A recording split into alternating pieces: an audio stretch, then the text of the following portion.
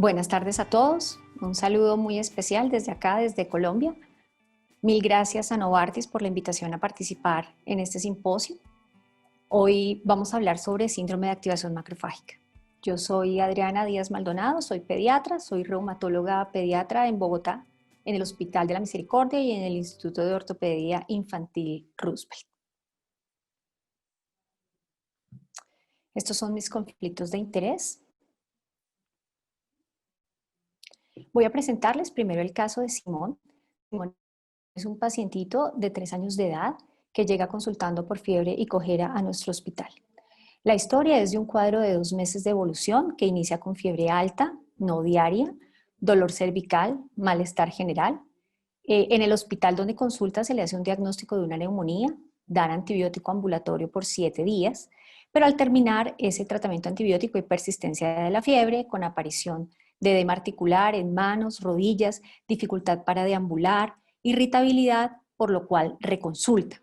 Toman imágenes de radiografía y al ser normales le dan de alta con uso de antiinflamatorio y valoración por reumatología de manera ambulatoria.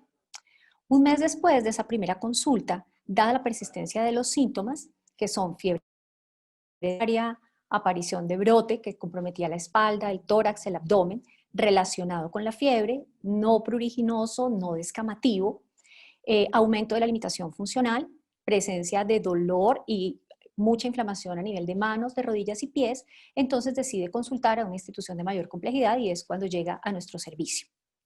Como antecedentes de importancia, es producto de un embarazo con antecedente de consumo de drogas psicoactivas por parte de los padres, un parto por cesárea por una infección genital materna.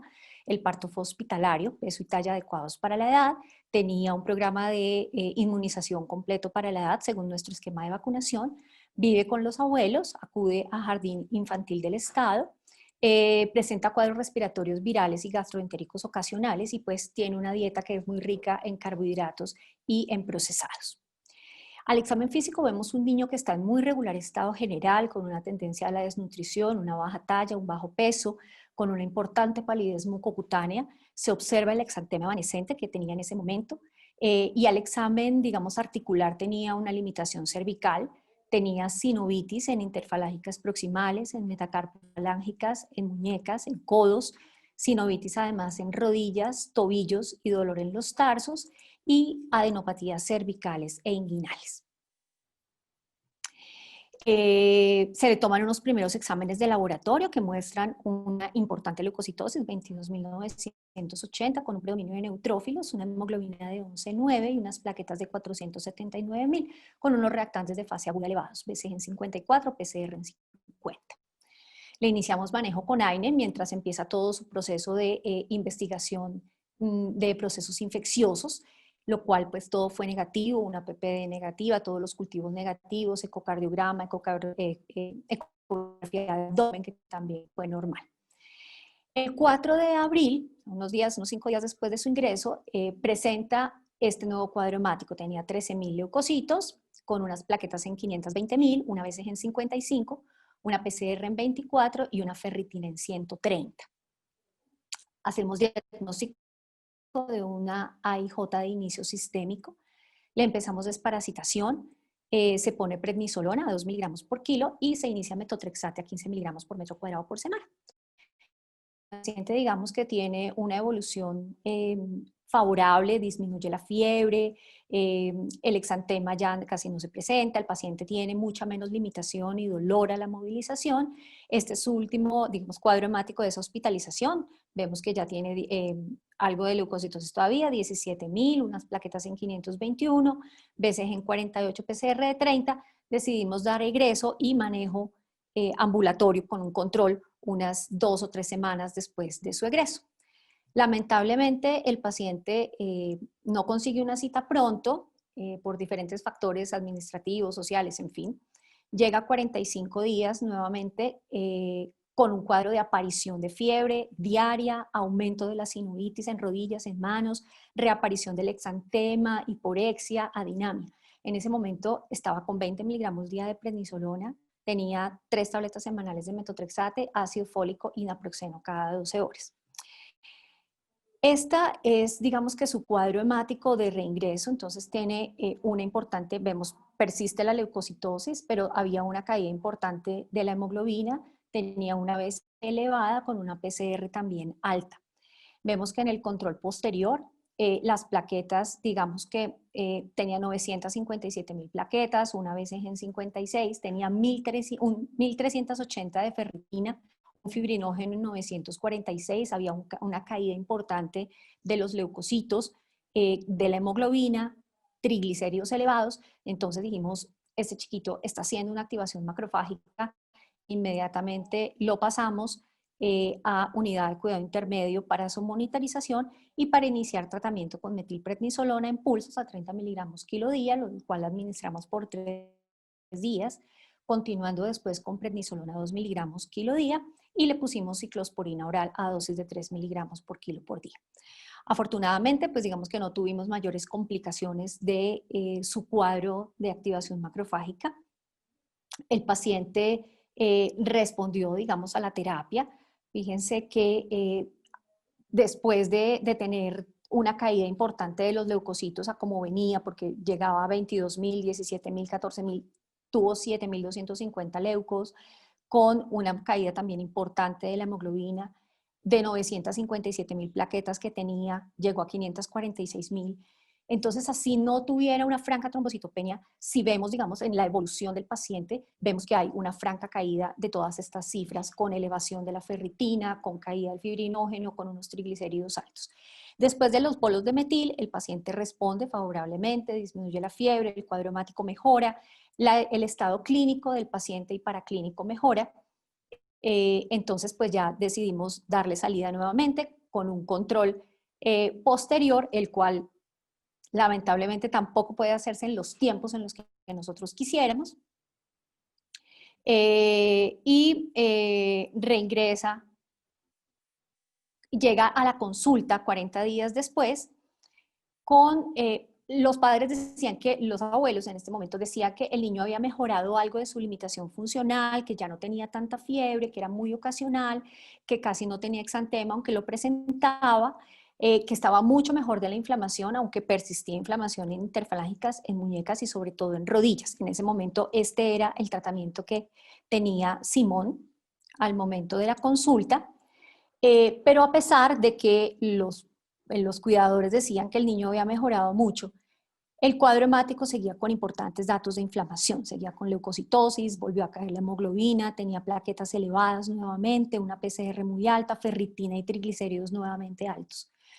Entonces, a pesar de completar más de mes largo de tratamiento con ciclosporina, con esteroide a dosis alta, con antiinflamatorio, al parecer estaban cumpliendo la terapia, las manifestaciones sistémicas persistían, por lo cual decidimos que este paciente era candidato a terapia biológica. Entonces, decidimos iniciar inhibidores de interleuquina 6 a 12 miligramos kilo cada 2 semanas. Además, una importante intervención desde el punto de vista nutricional, de rehabilitación, de trabajo social y obviamente por psicología. Este es, digamos que su último cuadro hemático, el que le han mostrado previamente de 25 de agosto, que había sido, digamos, el último de su hospitalización. Vemos que el 26 de septiembre, cuando llega a un control ya un mes después de haber iniciado la terapia con inhibidor de interleuquina 6, vemos que hay recuperación importante de las cifras de hemoglobina, una disminución de la BCG, una PCR que está negativa, una ferritina que ya en ese momento estaba en 52 y clínicamente el paciente había respondido bastante bien al tratamiento. Y pues después de esto, afortunadamente no ha vuelto a tener recaídas ni nuevas crisis ni presentación de síndrome de activación macrofágica. Entonces, el síndrome de activación macrofágica es un gran reto para el reumatólogo y para el médico que lo tiene. Para los reumatólogos que, digamos, estamos muy a la cabecera de estos pacientes, es difícil porque diagnosticarlo es complicado, porque no tenemos como unos criterios previamente establecidos, validados, de los cuales todos usemos los mismos, hay muchos y ahora lo vamos a ver. Evaluar los pacientes con artritis juvenil sistémica que tienen criterios de activación macrofágica también es difícil. Entonces, digamos que es todo un reto para el médico. Los criterios se han usado muchos, tenemos criterios, los primeros fueron los de 2004 de HLH, de linfostocitosis hemofagocítica del 2004, que eran pues, los que todos conocíamos. Después se presentaron los criterios de Ravel y entonces ellos hablaban pues, de una disminución del conteo plaquetario, elevación de transaminasas, el conteo, la disminución del conteo de glóbulos blancos, hipofibrinogenemia y además unos criterios clínicos como compromiso del sistema nervioso central, hemorragias, hepatomegalia, pero digamos que hemos utilizado muchísimos. Los que más utilizamos actualmente son los de 2016. Los criterios de clasificación en los cuales nos hablan de la presencia de fiebre en presencia de una artritis juvenil de inicio sistémico con una ferritina por encima de 684 y además debemos tener dos de los siguientes cuatro criterios. Conteo plaquetario menor de 181.000, una AST por encima de 48, unos triglicéridos por encima de 156 y un fibrinógeno disminuido por debajo de 360.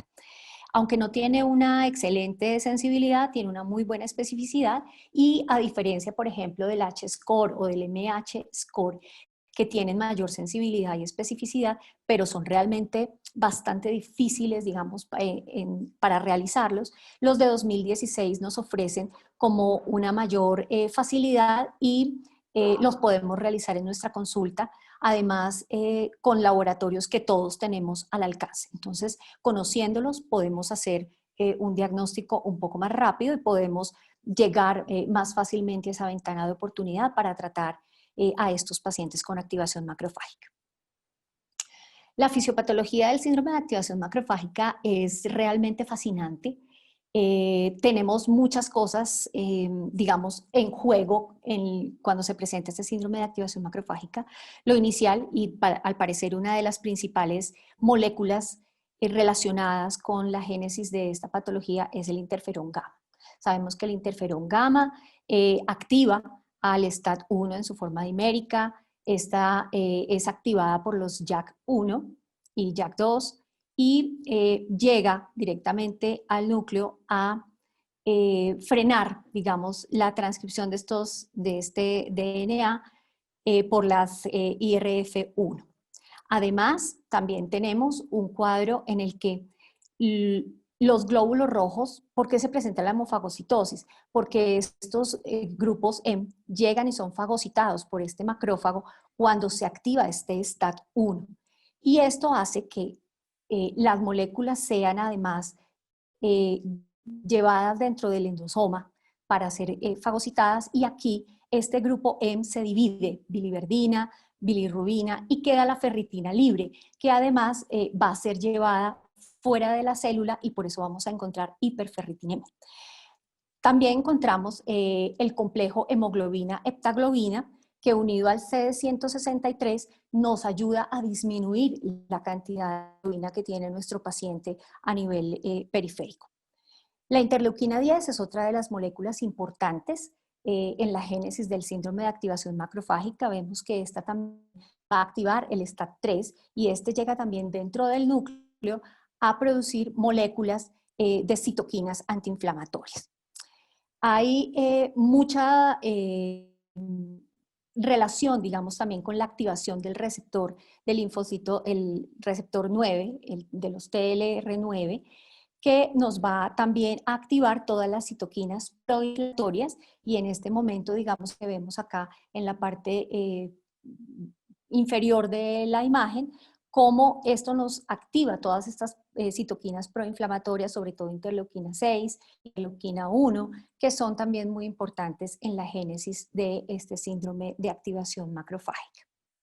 Entonces, si vemos esta gráfica, no es solamente hablar de que el síndrome de activación macrofágica es interleuquina 1, interleuquina 6, sino que hay una gran tormenta de citoquinas y una gran cantidad de moléculas proinflamatorias que están jugando un papel importante en la génesis de esta inflamación y que potencialmente podrían ser un blanco terapéutico cuando vayamos a hablar de tratamiento.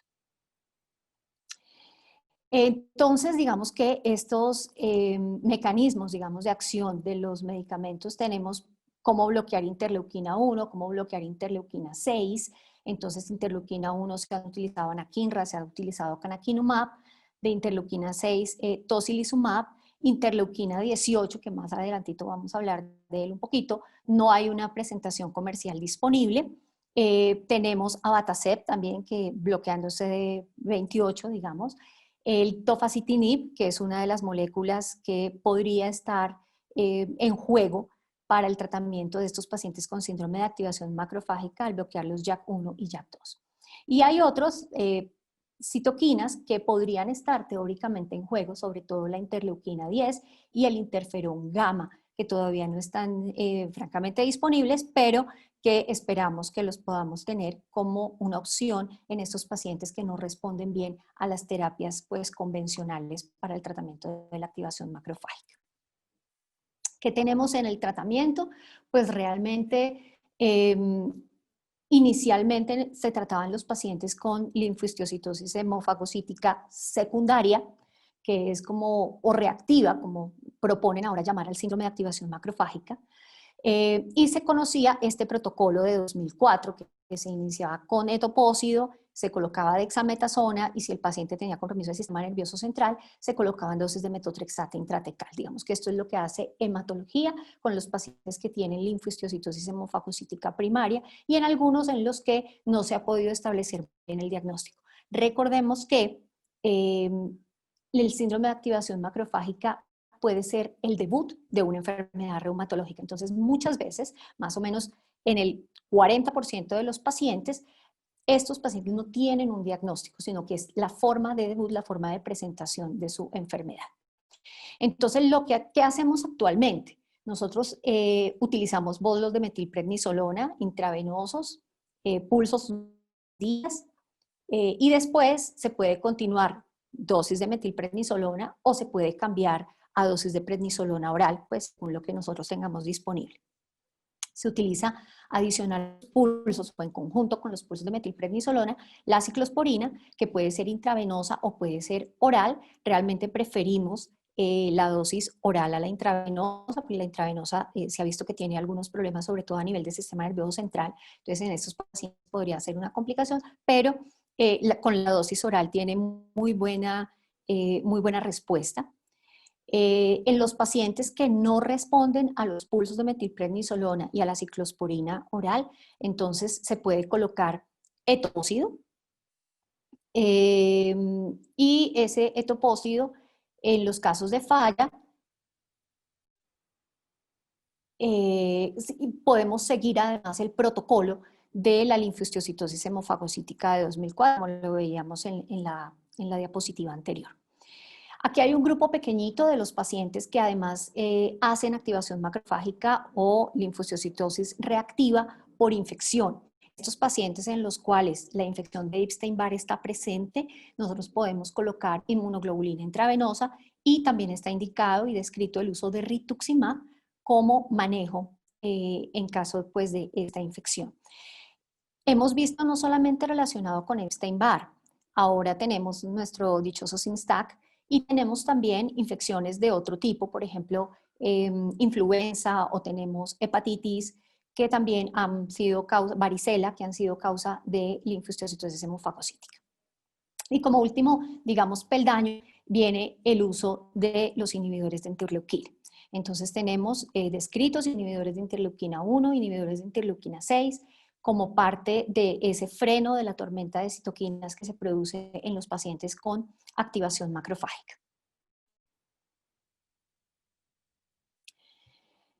Les traigo este paper de 2019 de los hallazgos clínicos de laboratorio, tratamiento y pronóstico de síndrome de activación macrofágica de 80 niños. Es un estudio multicéntrico realizado en China.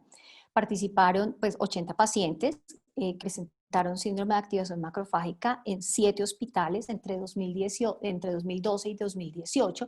Fíjense que aquí el 51% de esos pacientes que tuvieron activación macrofágica estaban debutando en su enfermedad autoinmune. No solamente había pacientes con AIJ, sino que había también enfermedad de Kawasaki y otras enfermedades del tejido conectivo, sobre todo dermatomiositis juvenil. Ellos hicieron laboratorios pre-activación macrofágica, los laboratorios en el debut y cuando tenían como el ACME o el síndrome de activación macrofágica en su apogeo, digamos, en furor.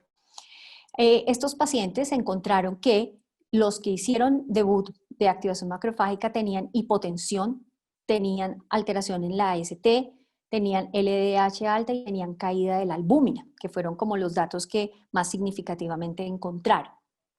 Además, vieron que los laboratorios que se tomaron pre-activación y al debut de la activación macrofágica, ALT ferritina y la relación ferritina-BCG, no tuvieron mayor diferencia uno del otro. ¿En qué encontraron diferencias? Encontraron diferencias en la ferritina pre y en la relación ferritina-BSG cuando tenían el debut, el ACME de la activación macrofágica. También encontraron que el nivel de ferritina y su relación de ferritina-BSG era mucho más alta en los pacientes que tenían o que tuvieron AIJ sistémica, a diferencia de los pacientes que tuvieron activación macrofágica secundaria a una dermatomiositis o una enfermedad de Kawasaki. En cuanto al tratamiento, el 99% casi de los pacientes utilizaron esteroide. De estos pacientes que utilizaron esteroide, el 80% lo hicieron con metilprednisolona, el 53% utilizaron ciclosporina, 55% de los pacientes recibieron inmunoglobulina, 12.5% de esos pacientes recibieron terapia biológica. Y esa terapia biológica fue con inhibidores de interleuquina 6. La mortalidad en este estudio fue de 7.5%, que está relacionado con lo que se ha visto en los reportes, que es entre el 7 y el 11.8% en las diferentes series. Este artículo muestra, y me pareció interesante porque es cómo tratan un síndrome hiperferritinémico con canakinumab, un reporte de 2 casos. Realmente es un reporte de un grupo italiano, eran 2 pacientes pediátricas, una que tenía una AIJ sistémica con una activación macrofágica importante y la otra una niña que no cumplía claramente los criterios para una AIJ sistémica, pero que hizo una activación macrofágica con una hiperferritinemia muy, muy alta. Ellos cumplieron todos los pasos, los niños recibieron esteroide a dosis intravenosas, después recibieron ciclosporina, estuvieron en tratamiento con anakinra, pero no respondieron a la terapia y recibieron tratamiento con canakinumab. Y realmente la respuesta fue muy importante desde la primera dosis, logrando una resolución de su cuadro, logrando disminución importante de los niveles de ferritina, recuperación de cuadro hemático y estabilización de su cuadro clínico. Entonces ellos dicen que canakinumab puede ser útil en freno de estos pacientes con hiperferritinemia refractaria en casos en los que pues, no han respondido a ninguna de las otras terapias.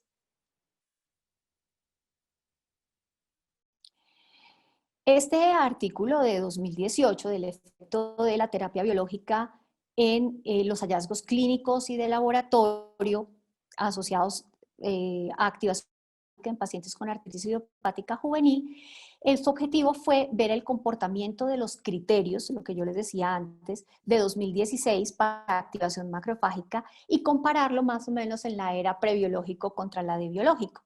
Ellos hicieron una revisión sistemática de la literatura, ellos encontraron 5 pacientes, finalmente ya cuando hicieron toda la depuración encontraron 5 pacientes que habían recibido anakinra, 35 pacientes con canakinumab y 49 pacientes con tocilizumab.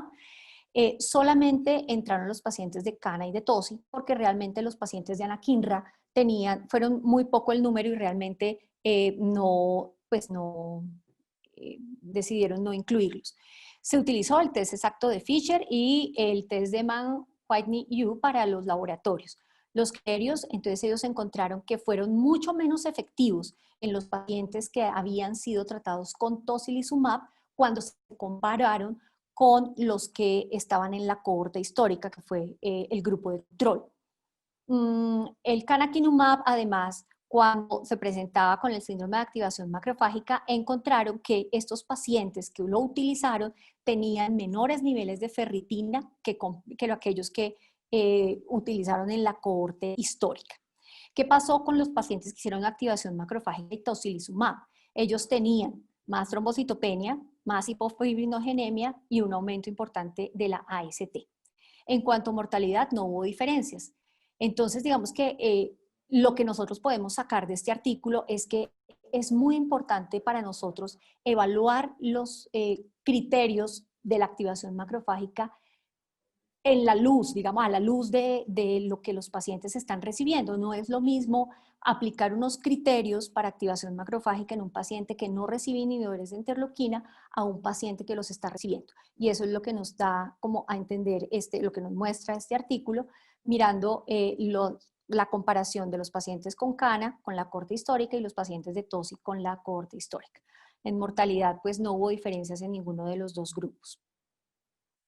Existe, además de este año, esta propuesta, digamos, de tratamiento de activación macrofágica realizada por el grupo del Dr. Cron, que es una persona pues, que escribe mucho sobre activación macrofágica, y ellos dedican, digamos, casi todo su paper a hablar de anakinra.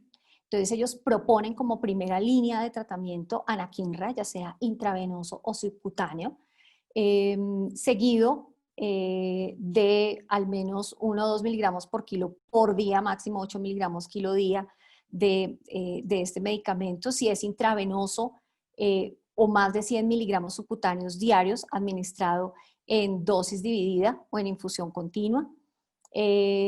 Hablan también del uso de corticoides, de metilprednisolona, usan también inmunoglobulina intravenosa si no hay respuesta, etopósido, metotrexate intratecal y de mantenimiento anakinra, acompañado de ciclosporina o tacrolimus y corticoide oral. Digamos que lo importante de esto es que además ellos aconsejan tratar la causa subyacente. Entonces, independientemente de que el paciente tenga esta activación macrofágica, ellos dicen si es una enfermedad autoinflamatoria, si es una enfermedad autoinmune, entonces considere, por ejemplo, el uso de rituximab o el uso de ciclofosfamida. Si es secundario a infección, entonces considere el uso de rituximab. Si hay malignidad, use quimioterapia.